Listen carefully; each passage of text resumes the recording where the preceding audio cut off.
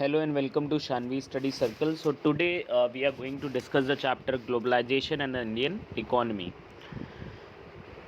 So let's first see what are the contents of the chapter. कौन से topics हम इसमें डिस्कस करने वाले हैं. तो सबसे पहले इसमें हम जानेंगे भैया ग्लोबलाइजेशन क्या होता है. ठीक. दूसरा MNCs क्या है, इनका क्या रोल है ग्लोबलाइजेशन में. ठीक है. तीसरा है इंटरलिंकिंग प्रोडक्शन अक्रॉस कंट्रीज़, कैसे डिफरेंट कंट्रीज़ के बीच में प्रोडक्शन इंटरलिंक होता है या कैसे MNCs अपना प्रोडक्शन जो है स्प्रेड करती हैं. नेक्स्ट आता है फॉरेन ट्रेड और इन्वेस्टमेंट, इसका क्या रोल है यहाँ पे, क्या फ़ायदे हैं. नेक्स्ट आते हैं फैक्टर्स इफेक्टिंग ग्लोबलाइजेशन. ठीक है. कौन से फैक्टर्स हैं जो ग्लोबलाइजेशन को प्रमोट करने में हेल्प करते हैं. नेक्स्ट इम्पैक्ट ऑफ ग्लोबलाइजेशन, तो यहाँ पे पॉजिटिव और नेगेटिव इम्पैक्ट दोनों की बात करी जाएगी. Role of WTO, world trade organisation का यहाँ क्या रोल है, और steps to attract foreign investment. So let's get started with the chapter. सबसे पहले एक शॉर्ट इंट्रो ले लेंगे कि भाई इस चैप्टर में है क्या, किस बारे में है, क्या सवाल, कौन से क्वेश्चंस के आंसर हमको इस चैप्टर के थ्रू मिलने वाले हैं. तो भाई बीइंग अ कंज्यूमर टुडे, अगर हम आज एक कंज्यूमर के तौर पे अपने आप को देखते हैं तो हमारे सामने बहुत सारी चॉइसेस हैं. हर एक प्रोडक्ट में क्या है, बहुत सारी चॉइसेस हैं, बहुत सारे ब्रांड्स हैं. ठीक है. हर एक प्रोडक्ट का जो लेटेस्ट मॉडल है ना भाई, जैसे हम बात करें digital camera, mobile phone, TV वगैरह. ठीक है. तो इवन जो मतलब टॉप मोस्ट कंपनीज़ हैं, टॉप मोस्ट मैन्युफैक्चरर्स हैं, लीडिंग मैन्युफैक्चरर्स हैं, उनके प्रोडक्ट्स हमारी रीच में आज की डेट में. हर सीज़न नए मॉडल्स निकल रहे हैं कार वार के. ठीक है. भाई वो दिन चले गए कि भाई इंडिया की रोडों पे जो है, इंडिया की रोडों पे खाली एम्बेसडर फिएट आपको देखने को मिलती थी. ठीक है. तो आज की डेट में मतलब हमारे यहाँ हम देख सकते हैं कि रोडों पे हर एक जो टॉप कंपनीज़ है उनकी कार भले ही सिंगल पीस में दिखे किसी एक शहर में, बट है ज़रूर, है ना. सिमिलर एक्सप्लोजन जो ब्रांड्स का है वो दूसरे सेक्टर्स में भी देखने को मिल रहा है, दूसरे प्रोडक्ट्स में भी देखने को मिल रहा है. अब जैसे हम शर्ट गारमेंट सेक्टर की बात कर लें, शर्ट वगैरह की बात कर लें, टीवी की बात कर लें, फ्रूट जूसेस की बात कर लें, तो मतलब ये हर जगह आपको बहुत सारी रेंज देखने को मिलती है. नेक्स्ट अगर हम बात करें तो ये जो चॉइस, इतनी सारी वैरायटी देखने को मिल रही है हमारी इंडियन मार्केट के अंदर. ठीक. ये अगर 20 साल पीछे जाया जाए तो इतनी वैरायटी हमारे पास नहीं थी, इतनी ब्रांड्स नहीं थी, इतने चॉइसेस नहीं थे. ठीक है. तो ये पिछले कुछ सालों में ये ट्रांसफॉर्मेशन हुआ है. अब सवाल कुछ यहाँ पे आपसे पूछे गए हैं कि भाई ये जो रैपिड ट्रांसफॉर्मेशन हुआ है इसको हम कैसे समझते हैं. ठीक.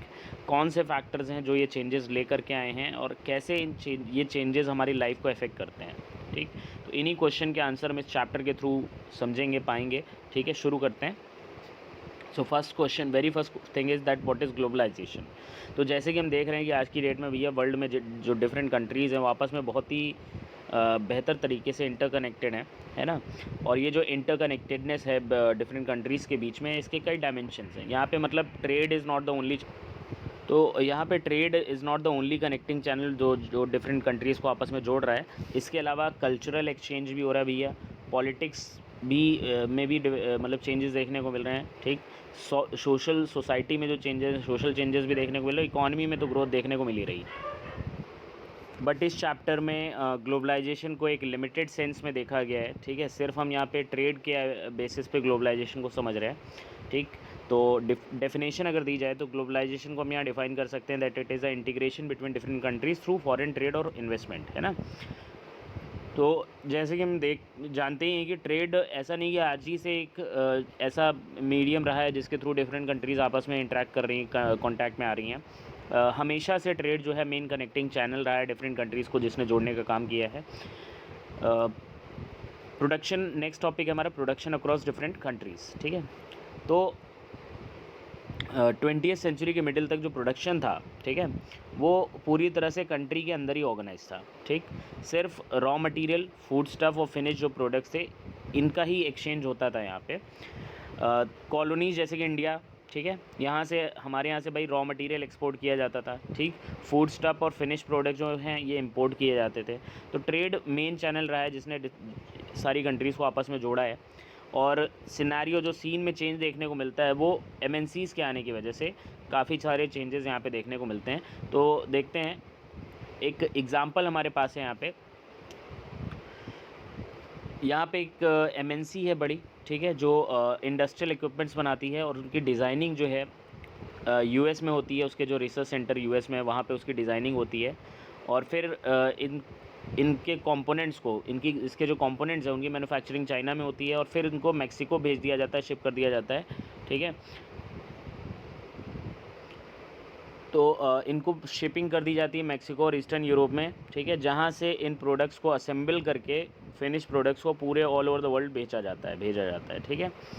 तो इसी बीच में क्या कंपनी क्या कर रही है कि अपना जो कस्टमर केयर सेंटर है वो इस्टेब्लिश करती है कहाँ पे, इंडिया में, ठीक है भाई। तो नीचे जो इमेज हमको यहाँ पे दिख रही है, ठीक, ये कॉल सेंटर की इमेज है जो कि बेंगलुरु में है, ठीक। जैसे कि हम यहाँ पे देख भी पा रहे हैं कि भाई ये वेल इक्विप्ड है, टेलीकॉम फैसिलिटीज़, इंटरनेट कनेक्टिविटी वगैरह, सभी के पास कंप्यूटर हैं, ठीक है। तो बेसिकली ये कस्टमर जो केयर सेंटर है क्या करता है, किसी को भाई जो बाहर जो कस्टमर्स हैं उनको कोई इन्फॉर्मेशन चाहिए, कोई सपोर्ट चाहिए, कोई हेल्प चाहिए, ठीक है, तो वो यहाँ से वो प्रोवाइड करा सकते हैं, ठीक। तो इस एग्ज़ाम्पल के थ्रू जैसे कि हम देख रहे हैं, ठीक, इस एग्ज़ाम्पल के थ्रू हमें समझ में क्या आ रहा है कि यहाँ पे जो एमएनसी है यानी मल्टीनेशनल कंपनी है, ठीक, वो ना सिर्फ अपने प्रोडक्ट्स को सेल कर रही है ग्लोबल लेवल पे, बल्कि वो प्रोड्यूस भी कर रही है। गुड्स का जो प्रोडक्शन हो रहा है वो भी ग्लोबल लेवल पे हो रहा है। मतलब यहाँ पे प्रोडक्शन जो है देख रहे हैं वो कि कई कंट्रीज़ में स्प्रेड हो रखा है, इसीलिए इसको कहते हैं मल्टीनेशनल कंपनी, ठीक है। तो यहाँ या कहा जा सकता है कि जो प्रोडक्शन है वो ऑर्गेनाइज्ड है, कई पार्ट्स में, छोटे छोटे पार्ट्स में डिवाइडेड है और it is spread out across the globe, कई कंट्रीज़ में फैला हुआ है। अब यहाँ पे चाइना को क्यों चूज़ किया गया भाई, चाइना जो है ये एक चीप मैन्युफैक्चरिंग लोकेशन प्रोवाइड करता है, ठीक। दूसरा जो मैक्सिको और ईस्टर्न यूरोप इनको असेंबलिंग के लिए भेजा गया और फिर वहाँ से जो बेचने की बात करी गई, तो ये यहाँ पे इसलिए भेजा गया क्योंकि यहाँ से जो मार्केट है ये क्लोज़ होती है, ठीक। इंडिया में भाई हाईली स्किल्ड इंजीनियर्स हैं, इंग्लिश स्पीकिंग यूथ मिल जाता है, तो इसलिए यहाँ पे कस्टमर केयर जो सेंटर्स हैं, ठीक है, वो इस्टेब्लिश करे गए टेक्निकल एस्पेक्ट को देखते हुए, ठीक है। फिर ऐसा करने से कंपनी की जो 50 से 60% कॉस्ट सेविंग होती है।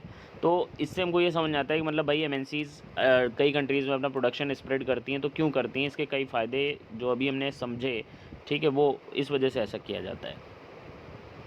नेक्स्ट आते हैं व्हाट आर मल्टीनेशनल कंपनीज। तो एमएनसी है क्या? एमएनसी एक ऐसी कंपनी है that owns and controls production in more than one nation, एक से ज़्यादा कंट्रीज़ में जिसका प्रोडक्शन जो है स्प्रेड हो रखा है, फैला हुआ है, ठीक है, या वहाँ पे उसने प्रोडक्शन यूनिट्स लगा रखी हैं, ठीक है। ये क्या करते हैं भाई, ये ऑफिसेज़ और फैक्ट्रीज़ सेटअप करते हैं, लगाते हैं, ठीक है, प्रोडक्शन रीजन्स में जहाँ पे इनको चीप लेबर मिल जाए, दूसरे रिसोर्सेज। अभी दूसरे रिसोर्सेज यहाँ पे क्या हैं, दूसरे रिसोर्सेज मतलब जैसे पानी, बिजली की सुविधा है ना, गवर्नमेंट की पॉलिसीज़ हो गई, ठीक है, तो ये सारे फैक्टर्स हैं जो इनको ये देखते हैं। तो कोशिश इनकी यही रहती है कि प्रोडक्शन कॉस्ट और प्रोडक्शन कम रहे, तभी एमएनसी का फ़ायदा जो है वो मैक्सिमाइज़ हो सकता है, ठीक है।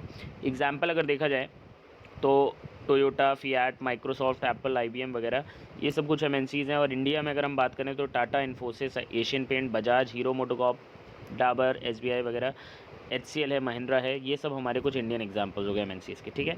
Now coming to the factors affecting the location of MNC. कौन से फैक्टर्स हैं जिनके ऊपर एमएनसी, जब कोई मल्टीनेशनल कंपनी अपनी कोई प्रोडक्शन यूनिट कहीं पे लगाती है तो किन फैक्टर्स को ध्यान में रख के लगाती है? सबसे पहले ये देखते हैं भैया क्लोजनेस टू द मार्केट, है ना। दूसरा देखते हैं कि वहाँ पे उनको आसानी से स्किल्ड और अनस्किल्ड लेबर दोनों कम दाम पे मिल जाएगी कि नहीं मिल जाएगी। तीसरी बात होती है availability of other factors of production. अब एनसीईआरटी में अदर फैक्टर ऑफ प्रोडक्शन इतना ही लिख के छोड़ दिया गया है। इस अदर फैक्टर ऑफ प्रोडक्शन का मतलब क्या है, यहाँ पे वाटर, इलेक्ट्रिसिटी, ट्रांसपोर्टेशन फैसिलिटीज़ वगैरह, road rail network well developed है कि नहीं डेवलप्ड है, ये सारी चीज़ें यहाँ पे देखी जाती है। इसके अलावा गवर्नमेंट पॉलिसीज़ का भी ध्यान रखा जाता है कि भाई गवर्नमेंट की जो पॉलिसीज़ हैं वो फेवरेबल हैं कि नहीं है उसके लिए। नेक्स्ट आता है इन्वेस्टमेंट और फॉरेन इन्वेस्टमेंट, ठीक। तो जो भी कोई कंपनी असेट्स खरीदने में, मशीन्स खरीदने में, लैंड बिल्डिंग वगैरह, ठीक, इक्विपमेंट्स वगैरह खरीदने में जो पैसा इन्वेस्ट करती है, खर्चा करती है, उसको इन्वेस्टमेंट कहा जाएगा उसका। और यही इन्वेस्टमेंट अगर एक एमएनसी के द्वारा किया जाता है किसी दूसरे देश में, ठीक, तो उसको हम फॉरेन इन्वेस्टमेंट कहते हैं। नेक्स्ट आते हैं interlinking production across countries. Different countries के बीच में कैसे प्रोडक्शन इंटरलिंक होता है इसको समझते हैं। सबसे पहला है कि एमएनसीज़ क्या करती हैं, लोकल कंपनीज़ के साथ पार्टनरशिप कर लेती हैं, ठीक है। बहुत सारी एमएनसीज़ जो है ना ऐसा करती हैं, जॉइंट प्रोडक्शन करती हैं। तो इससे एमएनसी को भी फ़ायदा होता है और लोकल कंपनी को भी फ़ायदा होता है। तो पहले लोकल कंपनी का क्या फ़ायदा होता है यहाँ पे इसको देख लेते हैं। पहला फ़ायदा इनका ये होता है भैया लोकल कंपनी का कि इनको एक एडिशनल एक्स्ट्रा इन्वेस्टमेंट मिलता है, एमएनसी के जुड़ने से, इनके साथ जुड़ने से, ठीक। दूसरी, इनको लेटेस्ट टेक्नोलॉजी मिलती है, भाई एमएनसी है, बड़े लेवल पे काम कर रही है, उसके पास मॉडर्न टेक्नोलॉजी होगी, नई मशीन्स होंगी, ठीक है, तो वो उसका फ़ायदा भी इनको मिलेगा। अब आते हैं एमएनसी को यहाँ क्या फ़ायदा हुआ भाई लोकल कंपनी के साथ जुड़ने से। तो एमएनसी को फ़ायदा हुआ कि उसको एक बनी बनाई मार्केट मिल गई, लोकल कंपनी की जो बनी बनाई मार्केट थी उसका फ़ायदा उसको यहाँ पे मिलेगा। अगला है investing in buying up the local companies, है ना। तो भाई एमएनसीज़ के पास देखो पैसे की तो कमी होती नहीं है ना, उनका बजट खूब होता है, तो इसलिए उनके अंदर ये कैपेसिटी है कि लोकल कंपनीज़ को सीधे सीधे खरीद भी सकते हैं, है ना। तो सबसे कॉमन रूट यही है, एमएनसीज़ क्या करते हैं, इन्वेस्ट करते हैं और लोकल कंपनीज़ को ख़रीद लेते हैं अपना प्रोडक्शन एक्सपैंड करने के लिए। जैसे एनसीईआरटी का एग्जाम्पल यहाँ पे कैरी किया गया है। कारगिल फूड नाम की जो एक अमेरिकन एमएनसी है, उसने इंडियन कंपनी परक फूड को ख़रीद लिया। परक फूड का अच्छा खासा यहाँ पे एक मार्केटिंग नेटवर्क बना हुआ था, एक वेल नोन ब्रांड थी वो इंडिया में, ठीक है, रेप्यूटेड ब्रांड थी, ठीक है। और इसके अलावा इनकी 4 ऑयल रिफाइनरीज भी थी, ठीक, जिनका कंट्रोल कारगिल को शिफ्ट हो गया, ठीक है। अब कारगिल इसको ख़रीदने के बाद इंडिया के अंदर सबसे बड़ा एडिबल ऑयल का प्रोड्यूसर वो बन जाता है। अब सोचो कोई कंपनी आई और एकदम से वो सबसे बड़ी प्रोड्यूसर बन गई, तो जाहिर सी बात है उसका फ़ायदा ख़रीदने में हुआ कि नहीं हुआ उसको, है ना। नेक्स्ट आते हैं using local company for supplies. बड़ी बड़ी जो कंपनीज़ हैं, एमएनसीज़ हैं, वो एक काम और करती हैं कि भाई जो छोटी कंपनीज़ हैं उनको प्रोडक्शन ऑर्डर दे देती हैं, ठीक है। प्रोडक्शन ऑर्डर दे दिया जाता है यहाँ पे, और ये चीज़ देखने को मिलती है स्पेशली गारमेंट सेक्टर में, फुटवियर, स्पोर्ट आइटम वगैरह में, जहाँ पे इस तरह से काम होता है, ठीक है। यहाँ पे जो लोकल सप्लायर्स हैं, लोकल कंपनीज़ हैं, उनको कुछ स्टैंडर्ड्स बता दिए जाते हैं कि भाई क्या कितनी क्वालिटी मेंटेन करके रखनी है, क्या स्टैंडर्ड होना चाहिए, ठीक। और विद इन एक टाइम लिमिट दे दी जाती है, उस टाइम लिमिट में वो काम पूरा करके जो है जो फाइनल प्रोडक्ट है वो सप्लाई कर देते हैं एमएनसी को। और फिर एमएनसी क्या करती है, ये सब इस प्रोडक्ट को अपनी ब्रांड नेम के अंदर में बेचती है कस्टमर्स को, ठीक है। तो इस तरह से बिना काम किए एक तरह से उसका प्रोडक्ट भी तैयार हो गया और उसकी मार्केट में उसी के नाम से प्रोडक्ट बिकेगा भी, ठीक है। एक यहाँ पे फोर्ड मोटर की कहानी भी भाई एनसीईआरटी में बताई गई है, तो उसको डिस्कस करना ज़रूरी है। फोर्ड मोटर जो कि एक अमेरिकन एमएनसी, अमेरिकन कंपनी थी, ठीक है, वर्ल्ड में वन ऑफ द लार्जेस्ट हम कह सकते हैं ऑटोमोबाइल मैन्युफैक्चरर है, ठीक। और इसका प्रोडक्शन 26 से भी ज़्यादा देशों में फैला हुआ है। फोर्ड मोटर इंडिया में 1995 में आती है और 1700 करोड़ रुपीज़ का इन्वेस्टमेंट करती है, चेन्नई में एक प्लांट लगाती है महिंद्रा एंड महिंद्रा के साथ कोलैबोरेट करके, ठीक है। तो जो कि भाई महिंद्रा एंड महिंद्रा की अगर बात करी जाए तो इंडिया में बहुत बड़ा मैन्युफैक्चरर था जीप्स और ट्रक्स का, ठीक है। और 2017 तक आते आते क्या होता है कि फोर्ड मोटर की जो 88,000 यूनिट्स थी, कार्स थी, वो इंडियन मार्केट के अंदर बिकने लगती हैं। और जबकि ये 1,81,000 यूनिट्स जो थी, कार्स जो थी, इनको ये एक्सपोर्ट करना शुरू कर देते हैं अलग अलग कंट्रीज़ में, ठीक है। तो कंपनी एक तरह से इंडिया में जो इसका प्लांट था, इसको ये एक कंपोनेंट सप्लाइंग बेस के तौर पे डेवलप करना चाहती थी, जहाँ से वो सारे ग्लोबल लेवल पे जहाँ जहाँ उसकी अलग अलग कंट्रीज़ में जो यूनिट्स हैं, प्रोडक्शन यूनिट्स हैं, वहाँ पे वो कंपोनेंट सप्लाई कर सकें। नेक्स्ट आते हैं फॉरेन ट्रेड और इंटीग्रेशन की बात कर लेते हैं। फॉरेन ट्रेड जो है, सबसे पहली बात तो यहाँ पे एक अपॉर्चुनिटी क्रिएट करता है प्रोड्यूसर्स के लिए, जिससे वो अपने प्रोडक्ट को डोमेस्टिक मार्केट से बाहर निकाल करके इंटरनेशनल मार्केट में पहुँचा सकते हैं, या वहाँ के प्रोडक्ट कह लो हमारे यहाँ आ सकते हैं, ठीक है। तो producers can sell their product not only in the market located with in the country and also compete with the market located in other countries of the world. तो वही बात यहाँ पे आपको बताई भी गई है कि भैया प्रोड्यूसर जो है वो ना सिर्फ अपनी लोकल मार्केट में प्रोडक्ट बेच सकता है, बल्कि कम्पीट कर सकता है दूसरी मार्केट्स में जा कर के, ठीक है। दूसरा, बायर्स के लिए यहाँ बहुत बड़ा फ़ायदा है फॉरेन ट्रेड का, ठीक है। फॉरेन ट्रेड की वजह से ही, इंटीग्रेशन मार्केट्स के इंटीग्रेट होने की वजह से ही आज हमारे पास इतनी सारी चॉइसेस हैं, ठीक है, इतने सारे ब्रांड्स हैं, ठीक है। और दूसरा, कंपटीशन, देखो जो नंबर ऑफ़ ब्रांड्स इंक्रीज़ होंगे, number of companies MNCs increase होंगी, तो इसकी वजह से इनके बीच का कंपटीशन बढ़ता है। कंपटीशन बढ़ने का फ़ायदा क्या होगा, भाई क्वालिटी में इंप्रूवमेंट देखने को मिलता है, दाम गिर जाते हैं चीज़ों के, ठीक। तो इसके अलावा एक लास्ट पॉइंट यहाँ पे हम ये भी कह सकते हैं कि foreign trade also play economic development में इसका एक इम्पॉर्टेंट रोल है, क्योंकि जो फॉरेन एक्सचेंज है, इन्वेस्टमेंट है, वो ये लेकर के आता है। नेक्स्ट बात करेंगे चाइनीज़ टॉयज़ की। इंडिया में चाइनीज़ टॉयज़ की अगर बात करी जाए तो जो चाइनीज़ मैन्युफैक्चरर्स हैं, उन्होंने भैया एक अपॉर्चुनिटी देखी कि वो अगर अपने यहाँ पे इंडिया में अपने टॉयज़ को एक्सपोर्ट करते हैं, ठीक है, जहाँ पे पहले से इंडियन टॉयज़ जो हैं वो काफ़ी महंगे बिक रहे थे, तो उन्होंने क्या किया, प्लास्टिक टॉयज़ पे काम किया, है ना। प्लास्टिक टॉयज़ बनाए और उनको तरह तरह से डिज़ाइन दे करके उसमें टेक्नोलॉजी डाल के, जैसे भाई वो रिमोट से चलने वाली कार हो गई आपकी, है ना, डांसिंग रोबोट हो गया, ठीक है। तो इस तरह से इन्होंने टेक्नोलॉजी इंड्यूस करी, ठीक है, प्लास्टिक टॉयज़ के अंदर उनको नई नई डिज़ाइन दी तरह तरह से। तो इस तरह से बहुत तेज़ी से इन्होंने बच्चों को अट्रैक्ट किया, इंडियन जो चाइल्ड थे, बच्चे थे, उनको बहुत तेज़ी से अट्रैक्ट किया और इन्होंने धीरे धीरे इंडिया की जो टॉय मार्केट थी उसको कैप्चर कर लिया, है ना। अब यहाँ पे हुआ क्या, इसको समझते हैं, ठीक। इसकी वजह से हुआ क्या, ठीक है। तो चाइनीज़ टॉयज़ जो थे इंडियन मार्केट में, ठीक, इनका कंपटीशन हुआ इंडियन टॉयज़ का, चाइनीज़ टॉयज़ का। यहाँ पे चाइनीज़ टॉयज़ बेहतर प्रूव हुए, ठीक है। इंडियन बायर्स ने को एक अच्छी चॉइस मिल गई, ठीक है, लोअर प्राइस पे इनके टॉयज़ अवेलेबल थे, ठीक है। तो इस वजह से बहुत तेज़ी से पॉपुलर हुए और इन्होंने पूरी मार्केट कैप्चर कर ली यहाँ पे, ठीक है। अब उसका उल्टा देखने को मिला भैया कि जो इंडियन टॉय मेकर्स हैं इनका तो नुकसान हुआ ना यहाँ पे, उनकी तो मार्केट चली गई, ठीक है। नेक्स्ट बात करते हैं factors that have enabled globalisation, है ना। तो सबसे पहला फैक्टर है टेक्नोलॉजी, ठीक है। टेक्नोलॉजी में बहुत ज़्यादा इम्प्रूवमेंट हुआ है हर सेक्टर में, ठीक है। बट यहाँ पे अगर हम बात करें तो ट्रांसपोर्टेशन टेक्नोलॉजी की हम बात करेंगे, जिसकी वजह से जो गुड्स हैं उनकी फास्टर डिलीवरी पॉसिबल हो पा रही है। जो लंबे लंबे डिस्टेंसेज हैं उनको, लॉन्गर डिस्टेंसेज हैं उनको शॉर्टर ड्यूरेशन में और कम कॉस्ट में कवर अप किया जा रहा है। इसके अलावा लोगों का भी मूवमेंट हो रहा है एक सेकंड दूसरी कंट्री में। अब जब तक लोग नहीं जाएंगे ना, लोग नहीं जाएंगे तो फिर ट्रेड कैसे होगा। जैसे सिंपल सी बात है, आप सोचो अगर 1498 में वास्को ड गामा इंडिया नहीं आए होते, है ना, यहाँ आकर के उन्होंने देखा नहीं होता कि भैया इंडिया कितनी रिसोर्स रिच कंट्री है, तो कैसे वो ये ट्रेड यहाँ से करते हैं, है ना। तो वही बात है, लोगों का भी मूवमेंट उतना ही इम्पॉर्टेंट है ट्रेड में, ट्रेड के एडवांसमेंट में, जितना कि गुड्स एंड सर्विसेज का यहाँ पे एक्सचेंज इंपॉर्टेंट है, ठीक है। नेक्स्ट बात करेंगे आईटी की, इंफॉर्मेशन एंड टेक्नोलॉजी का क्या रोल है। तो भाई आईटी का बहुत बड़ा रोल है यहाँ पे ग्लोबलाइजेशन में। बहुत सारी एमएनसीज़ ऐसी हैं ना जो सर्विस बेस्ड कंपनीज़ हैं, यहाँ पे इंफॉर्मेशन ट्रांसफ़र मैटर करता है काफ़ी ज़्यादा। Computer, internet facilities, telegraph, telephone, mobile phone, fax वगैरह अलग अलग माध्यम हैं, ज़रिए हैं जिनसे लोग आपस में कनेक्ट होते हैं। इन्फॉर्मेशन तुरंत भेजी जा सकती है, रिमोट एरियाज़ में आप कम्युनिकेट कर सकते हो, रिमोट एरियाज़ से कम्युनिकेट कर सकते हो। तो इस तरह से आईटी ने काफ़ी ज़्यादा हेल्प की है यहाँ पे ग्लोबलाइजेशन में, ठीक है। नेक्स्ट जो फैक्टर है वो लिबरलाइजेशन। तो लिबरलाइजेशन का बेसिक देखो मतलब जो होता है ना कि जो इंटरनेशनल ट्रेड है, ठीक है, उसके ऊपर जो रिस्ट्रिक्शंस है उनको हटा देना, ठीक है। तो लिबरलाइजेशन की जो पॉलिसी है, जब इसको अडॉप्ट किया हमारी गवर्नमेंट ने, तो इससे काफ़ी चेंजेस देखने को मिले। मतलब फॉरेन ट्रेड और फॉरेन इन्वेस्टमेंट में यहाँ पे अच्छी खासी ग्रोथ देखने को मिली, ठीक है। जो बैरियर्स है फॉरेन इन्वेस्टमेंट के ऊपर उनको हटा दिया गया। इसकी वजह से कई सारी एमएनसीज़ हमारे यहाँ आ गई। तो लिबरलाइजेशन का भी हम कह सकते हैं कि बहुत बड़ा यहाँ पे रोल रहा है, ठीक है। नेक्स्ट एक एग्जांपल ले लेते हैं,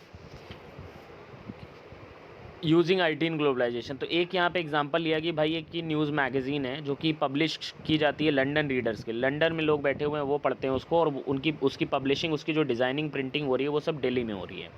जो टेक्स्ट है मैगज़ीन में जो आना है वो इंटरनेट के थ्रू दिल्ली ऑफिस को भेज दिया जाता है, ठीक। डिज़ाइनर जो हैं दिल्ली ऑफिस में उनको इंस्ट्रक्शंस मिल जाते हैं लंदन ऑफिस से, ठीक है, कि कैसे काम करना है, कैसे डिज़ाइनिंग वगैरह करनी है।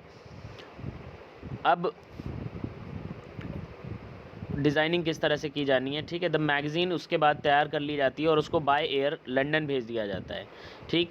फिर जो पेमेंट होती है वो ई बैंकिंग के थ्रू यहाँ पे कर दी जाती है। लंदन से पेमेंट दिल्ली में जो ऑफिस है वहाँ तक आ जाती है, ठीक है। तो यहाँ पे हम देख रहे हैं कि मतलब एक किस तरह से दो डिफरेंट प्लेसेस पे, दो डिफरेंट लोकेशंस पे होने के बावजूद ये आपस में इंटरेक्ट कर रहे हैं, लोग बिज़नेस कर ले रहे हैं, ठीक है। तो ये पॉसिबल हो पाया है ग्लोबलाइजेशन की वजह से ही। तो आप इसमें आप मतलब इस एग्जांपल के थ्रू हम ये समझ सकते हैं कि कितना बड़ा एडवांटेज है यहाँ पे ग्लोबलाइजेशन का, ठीक है। आईटी का कितना इंपॉर्टेंट रोल है ग्लोबलाइजेशन में। नेक्स्ट बात करेंगे लिबरलाइजेशन की, और फॉरेन ट्रेड का जो लिबरलाइजेशन हुआ इन्वेस्टमेंट का, इसको समझने की कोशिश करते हैं। सबसे पहले लिबरलाइजेशन है क्या। तो ऑलरेडी बताया भैया कि जो बैरियर्स हैं, रिस्ट्रिक्शंस हैं ट्रेड के ऊपर, है ना, उसको हटा देना, ठीक। यही लिबरलाइजेशन क्या होता है, ठीक। बैरियर्स फॉरेन ट्रेड और इन्वेस्टमेंट के ऊपर काफ़ी हद तक हटा दिए गए हैं। कम कर दिए गए, हटाना नहीं कहोगे क्योंकि हटाया तो नहीं जा सकता पूरी तरह से, बिकॉज ये एक गवर्नमेंट के लिए एक अर्निंग का सोर्स भी है, तो काफ़ी हद तक कम कर देना ये यहाँ पे कहा जा सकता है, हटाना सही वर्ड नहीं होगा, ठीक है। दिस मेंट, इसका मतलब क्या हुआ, इसका मतलब ज़्यादा हमारे यहाँ भैया इंपोर्ट होगा, ज़्यादा एक्सपोर्ट हम करेंगे, ठीक है। फॉरेन कंपनीज़ ज़्यादा आएंगी, ठीक है, वो फैक्ट्रीज़ लगाएंगी, ऑफिसेज़ लगाएंगी, जिससे एम्प्लॉयमेंट बढ़ेगा, ठीक है। लिबरलाइजेशन की वजह से जो बिजनेसमैन है, ठीक है, वो फ्री होकर के फैसले ले सकते हैं कि भैया क्या चीज़ें उनको इंपोर्ट करनी, क्या एक्सपोर्ट करनी है, ये यहाँ पे फ़ायदा मिलेगा, ठीक है। नेक्स्ट आते हैं कि सवाल आ गया भाई, मान लो जो चाइनीज़ टॉयज़ थे उनके ऊपर गवर्नमेंट क्या करती है, टैक्स लगा देती है इंपोर्ट के ऊपर, तो क्या होता, ठीक। अगर इस केस में अगर मान लो भैया गवर्नमेंट हमारी जो है वो इंपोर्ट के ऊपर टैक्स लगा देती है, तो सिंपल सी बात है चाइनीज़ टॉयज़ जो हैं वो महंगे हो जाएंगे, ठीक। उन धीरे धीरे उनकी पॉपुलैरिटी कम होने लगेगी, ठीक है, और इंडियन मार्केट पे जो उनका होल्ड है वो कम होने लगेगा, और इंडियन टॉय मेकर्स यहाँ पे प्रॉस्पर करेंगे, उनको फ़ायदा मिलेगा, ठीक है। नेक्स्ट आते हैं कि ट्रेड बैरियर क्या है और गवर्नमेंट इसको यूज़ क्यों करती है। ट्रेड बैरियर भाई, जो इंपोर्ट के ऊपर टैक्स लगता है उसको ट्रेड बैरियर कहते हैं। अब इसको बैरियर इसलिए कह रहे हैं क्योंकि रिस्ट्रिक्शन की तरह से काम कर रहा है, ट्रेड में बाधा की तरह का काम कर रहा है, ठीक है। गवर्नमेंट ट्रेड बैरियर्स को यूज़ करती है टू इंक्रीज़ एंड डिक्रीज़, यानी कह सकते हो रेगुलेट करने के लिए फॉरेन ट्रेड को, और डिसाइड करने के लिए कि कौन से गुड्स हमारे यहाँ आएँ, कौन सी चीज़ें आएँ और कितनी क्वान्टिटी में आएँ, ठीक है ना। अब अगली बात है कि भाई इंडिपेंडेंस के जस्ट बाद हमारी गवर्नमेंट ने जो ट्रेड बैरियर्स थे, है ना, इनको इम्पोज़ किया था और फिर बाद में हटा दिया, क्यों हटा दिया, क्यों लगाया गया, इस कहानी को यहाँ पे समझेंगे हम, ठीक है। तो हमारी जो गवर्नमेंट है उसने जस्ट आफ्टर इंडिपेंडेंस जो इंपोर्ट के ऊपर टैक्स था उसको काफ़ी बढ़ा दिया था, फॉरेन ट्रेड के ऊपर, फॉरेन इन्वेस्टमेंट के ऊपर, ठीक है। और ये ज़रूरी भी था उस समय, क्योंकि जो हमारे इंडियन जो ट्रेडर्स थे, प्रोड्यूसर्स थे, उनको प्रोटेक्ट करने के लिए ऐसा किया गया था एक्चुअली में, फॉरेन कंपटीशन से बचाने के लिए, क्योंकि उस समय इंडस्ट्रियलाइजेशन की शुरुआत हुई थी भारत में, इंडस्ट्रीज़ आना शुरू ही हुई थी, डेवलप होना शुरू हुई थी 1950-60s में। तो अगर उस समय ही अगर हम कम्पीट, मतलब अगर यहाँ पे जो बैरियर्स थे वो अगर इम्पोज नहीं किए जाते और कंपटीशन इस लेवल का जैसे कि आज है, इस लेवल का कंपटीशन अगर उस टाइम फेस करते लोग, तो वो सर्वाइव नहीं कर पाते और उनकी ग्रोथ नहीं हो पाती। तो इसलिए उनको प्रोटेक्ट करने के लिए ही हम यहाँ पे कह सकते हैं कि जो है गवर्नमेंट ने ट्रेड बैरियर्स जो थे वो इम्पोज़ किए थे, ठीक। फिर अराउंड हम अगर बात करें 1991 में, ठीक, तो 1991 के अराउंड गवर्नमेंट को ऐसा लगा, डिसाइड किया उसने कि भैया टाइम आ चुका है, ठीक, इंडियन जो प्रोड्यूसर्स हैं उनको कम्पीट करना चाहिए पूरे दूसरी मार्केट, जो दूसरी कंट्रीज़ की मार्केट है उनके प्रोड्यूसर्स के साथ। और इस कंपटीशन का फ़ायदा, जब तक कम्पीट नहीं करेंगे तो उनकी क्वालिटी, जो प्रोडक्ट्स की क्वालिटी है उसमें इम्प्रूवमेंट नहीं आएगा, ठीक है।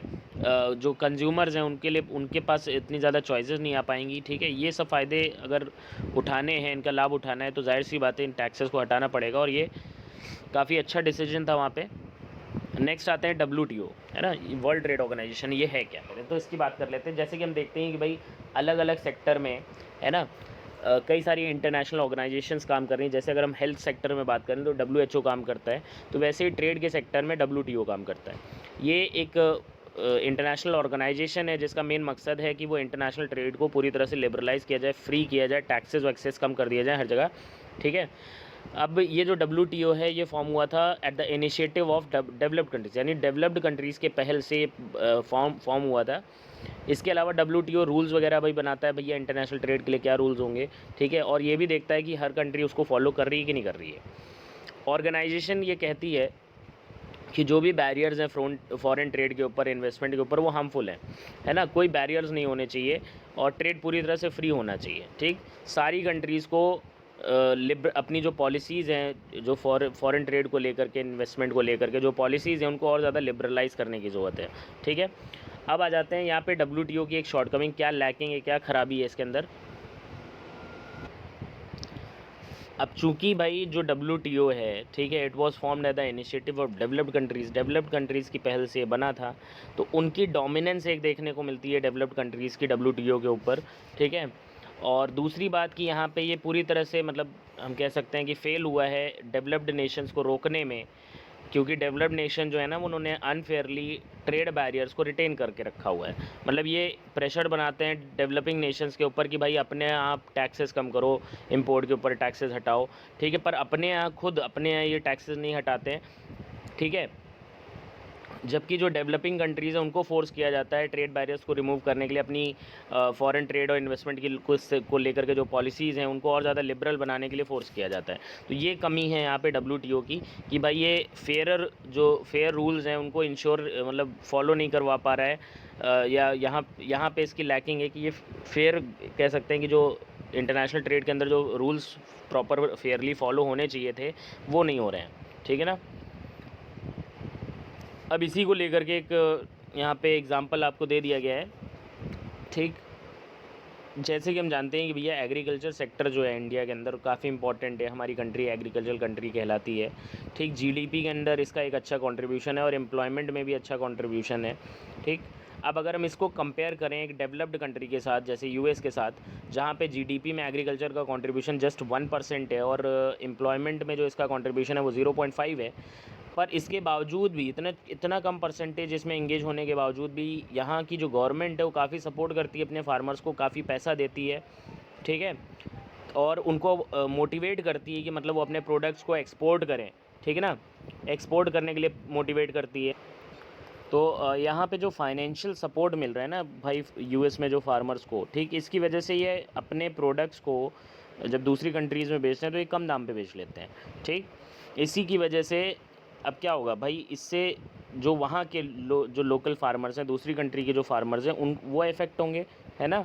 तो यहाँ पे डेवलपिंग कंट्रीज़ भाई इसीलिए सवाल करती हैं इनसे, डेवलप्ड कंट्रीज़ से, ठीक, कि भाई हमने तो ट्रेड बैरियर जो थे उनको रिड्यूस कर दिया डब्ल्यूटीओ के रूल को फॉलो करते हुए, ठीक है, but why you have ignored the rules of the WTO, है ना, तुमने क्यों डब्ल्यूटीओ के रूल्स को इग्नोर किया हुआ है और अपने फार्मर्स को तुम सपोर्ट कर रहे हो, उनको एक्स्ट्रा पेमेंट दे रहे हो।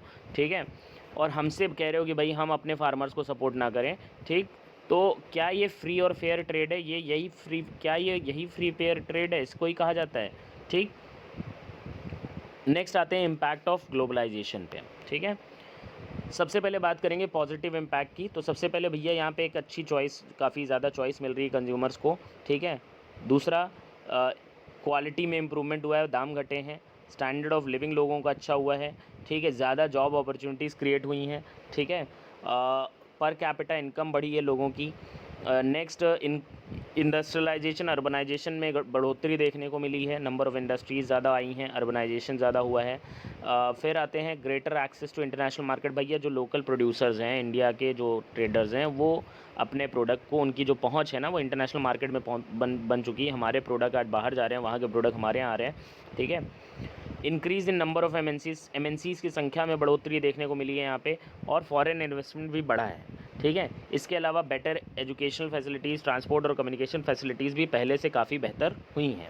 ठीक है, नेगेटिव इम्पैक्ट्स की बात कर लेते हैं। तो भाई अर्बनाइजेशन और इंडस्ट्रियलाइजेशन की वजह से कुछ समस्याओं ने भी जन्म लिया है ना, जैसे कि पॉल्यूशन, अनएम्प्लॉयमेंट, इन्फ्लेशन यानी महंगाई कहते हैं हम, दाम हर चीज़ के बढ़ जाना, स्लम जगह जगह क्रिएट हो गई ना, बड़े शहर हैं जैसे मुंबई वगैरह में स्लम, काफ़ी स्लम्स देखने को मिल जाएंगे आपको।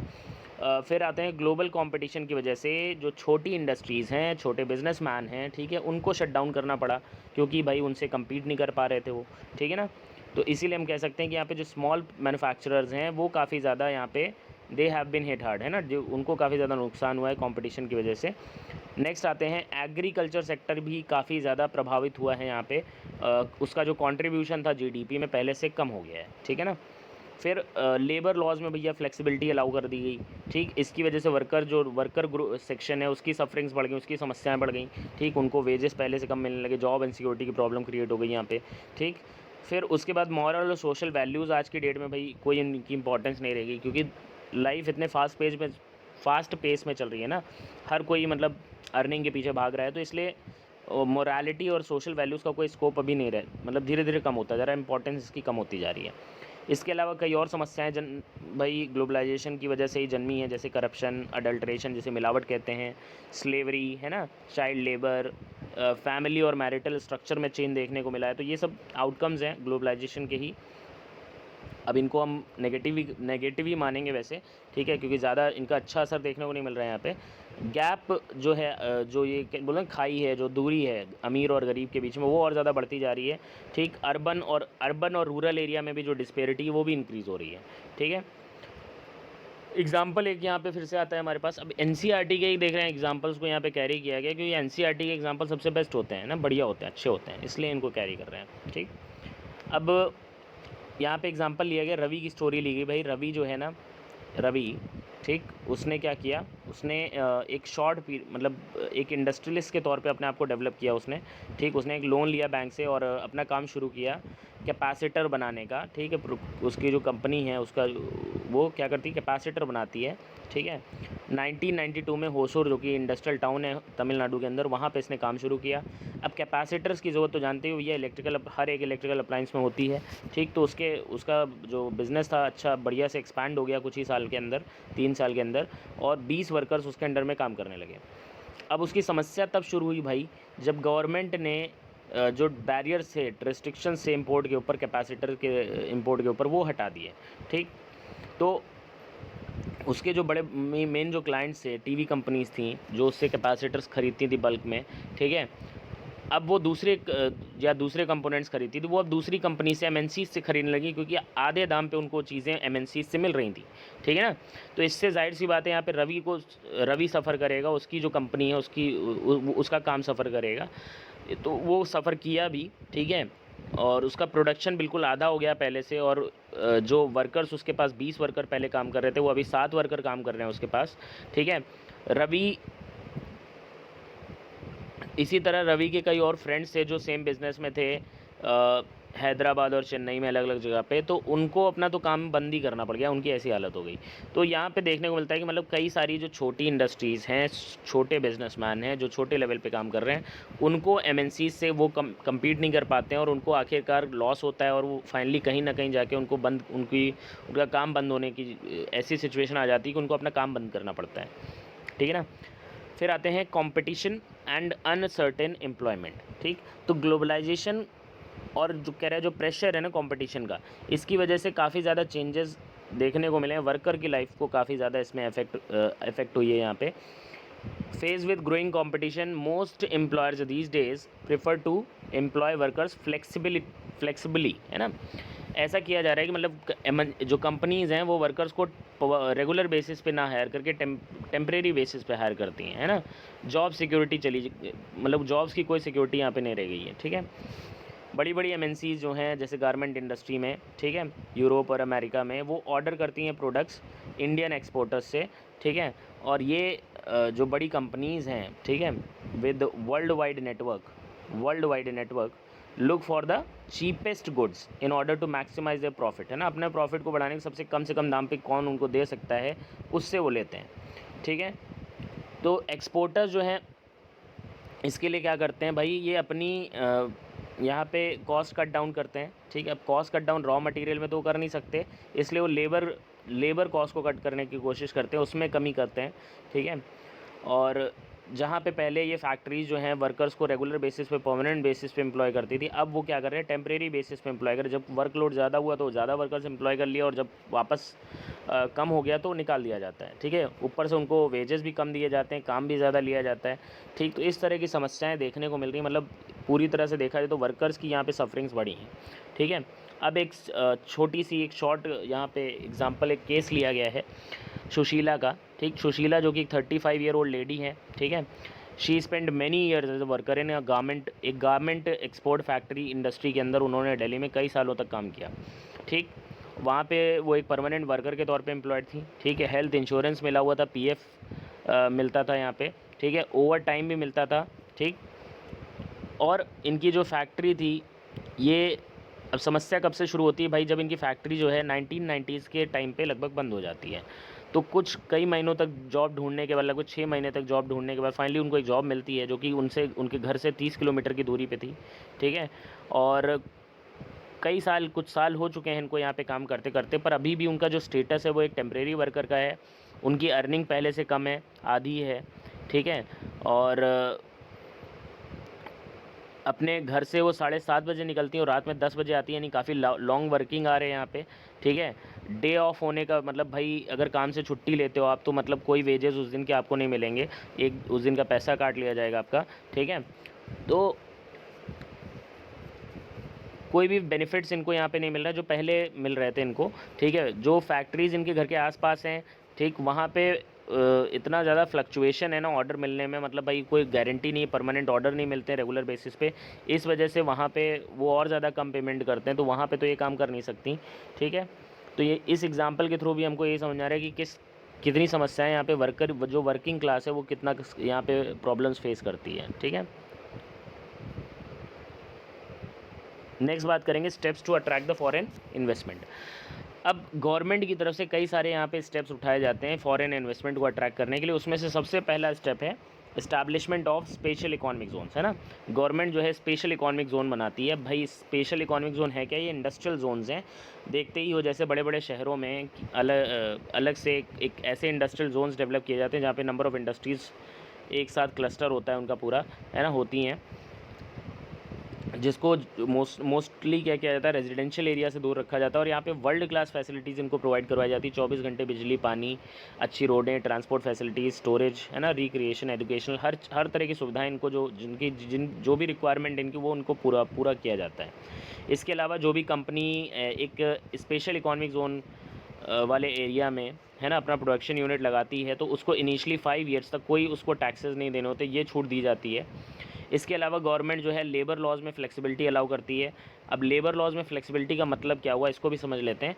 पहला भैया कि यहाँ पे वेजेस नेगोशिएट करने की इनको पावर मिल जाती है। ठीक है, दूसरा वर्कर्स को रेगुलर बेसिस पे हायर करने के बजाय फ्लेक्सिबली हायरिंग कर सकते हैं। मतलब वही बात हो गई कि जब वर्कलोड ज़्यादा है तो इन्होंने वर्कर्स ज़्यादा हायर कर लिया, और जब वापस कम हो गया तो इन्होंने निकाल दिए। ठीक है, तो इस तरह से यहाँ पे वर्कर लॉज में फ्लेक्सिबिलिटी अलाउ की गई है। ठीक, इसका मतलब ये था। नेक्स्ट आते हैं स्ट्रगल फॉर फेयर ग्लोबलाइजेशन। ठीक, तो भाई हर एक का जो फ़ायदा है ना ग्लोबलाइजेशन की वजह से, वो इक्वली बेनिफिटेड नहीं हुआ है। ठीक है, कुछ लोगों को फ़ायदा हुआ है, कुछ का नुकसान भी हुआ है। ठीक है, जैसे कि हमने देखा भाई बड़े बड़े जो इंडस्ट्रियलिस्ट हैं, पैसे वाले लोग हैं, जो जिनके पास शिक्षा है, एजुकेशन है, स्किल्स हैं, वेल्थ है, उन्होंने तो जो ये अपॉर्चुनिटीज़ क्रिएट हुई, इनका खूब अच्छे से फ़ायदा उठा लिया। ठीक है, जबकि दूसरी तरफ देखा जाए बहुत सारे लोग इन अपॉर्चुनिटीज़ का फ़ायदा नहीं उठा पाए, उनको बराबर का फ़ायदा नहीं मिला। ठीक है, तो फेयर ग्लोबलाइजेशन का मतलब है कि जो भी अपॉर्चुनिटीज़ हों वो सभी के लिए इक्वली क्रिएट हों, और सभी उनसे फ़ायदा उठा सकें। ठीक है, तभी ग्लोबलाइजेशन को यहाँ पे फेयर कहा जा सकता है। तो आते हैं कि भाई फेयर ग्लोबलाइजेशन इंश्योर करने में गवर्नमेंट का क्या रोल हो सकता है, कैसे इस काम को ये कर सकती हैं गवर्नमेंट। ठीक है, तो सबसे पहले कि जो भी पॉलिसीज़ हों, है ना, फॉरेन इन्वेस्टमेंट को लेकर के, फॉरेन ट्रेड को लेकर के, ये इस तरह से होनी चाहिए कि मतलब ये सिर्फ ना हो भाई जो रिच और पावरफुल सेक्शन है सोसाइटी का उसी को ना फ़ायदा पहुंचाए, हर एक को फ़ायदा पहुंचाए, है ना। नेक्स्ट, गवर्नमेंट को ये इंश्योर करना चाहिए भाई जो लेबर लॉज हैं, है ना, उनको प्रॉपरली इम्प्लीमेंट किया जाए, वर्कर्स को उनके अधिकार मतलब मिलें। ठीक है, उनके अधिकार जो हैं वो कहीं मारे ना जाएं। ठीक है, उनके साथ डिस्क्रिमिनेशन ना हो, उनका एक्सप्लॉयटेशन ना हो, उनको प्रोटेक्ट करने की भी रिस्पॉन्सिबिलिटी गवर्नमेंट की होती है। नेक्स्ट आते हैं कि it can support small producers to improve the performance till the time they become strong enough to compete. जो भी छोटे प्रोड्यूसर्स हैं उनको सपोर्ट करना चाहिए, फाइनेंशियल हेल्प वगैरह दी जा सकती है यहाँ पे, जब तक कि वो कम्पीट मतलब इंटरनेशनल मार्केट के साथ, MNCs के साथ कम्पीट करने की हालत में, कंडीशन में नहीं आ जाते। ठीक है, नेक्स्ट, इफ़ नेसेसरी, अगर ज़रूरी हो तो गवर्नमेंट को ट्रेड बैरियर्स या जो इन्वेस्टमेंट और फॉरेन ट्रेड इन्वेस्टमेंट के ऊपर बैरियर्स इंपोज करने चाहिए, और WTO के साथ नेगोशिएट करना चाहिए फेयर रूल्स के लिए। इसके अलावा ये अलाइन कर सकते हैं भैया बाकी डेवलपिंग कंट्रीज़ के साथ, WTO के ऊपर एक प्रेशर बना सकते हैं मिल कर के सब लोग, कि जो डेवलप्ड कंट्रीज़ का जो डोमिनेशन है WTO के ऊपर उसको ख़त्म किया जाए। नेक्स्ट आते हैं पीपल्स रोल, लोगों का क्या रोल हो सकता है इसमें फेयर ग्लोबलाइजेशन इंश्योर करने में। तो पिछले कुछ सालों में देखा गया है कि कई सारे कई मैसिव कैंपेन्स, रिप्रेजेंटेशन, लोग जो पीपल ऑर्गेनाइजेशंस हैं उनकी तरफ से, जिन्होंने इन्फ्लुएंस किया है जो भी इंपॉर्टेंट डिसीजन लिए जाते हैं ना ट्रेड और इन्वेस्टमेंट को लेकर के WTO में, इसका प्रभाव देखने को मिलता है यहाँ पे। ठीक है, और इस बेसिस पे हम ये कह सकते हैं कि भाई यहाँ पे जो लोग हैं उनका भी एक इम्पॉर्टेंट रोल है फेयर ग्लोबलाइजेशन को इंश्योर करने में। ठीक है, so thanks for watching this video, don't forget to share and subscribe, and soon the rest of the chapters will also be uploaded, and you can also refer your elder brother or sister who is doing B.Ed क्योंकि इस channel पे आपको जो BEd है ना, जो एक teaching course होता है, ठीक है, उसके लेसन प्लान्स वगैरह जो कि आपके काम के तो नहीं है, पर हाँ आपके फैमिली में कोई बीएड वगैरह कर रहा है तो उसको रेफ़र कर सकते हो। उसके लिए प्लान्स वगैरह, उसके लिए काफ़ी अच्छा कंटेंट यहाँ पे चैनल पे अवेलेबल है, वो सर्च कर सकता है। ठीक है, थैंक्स अगेन।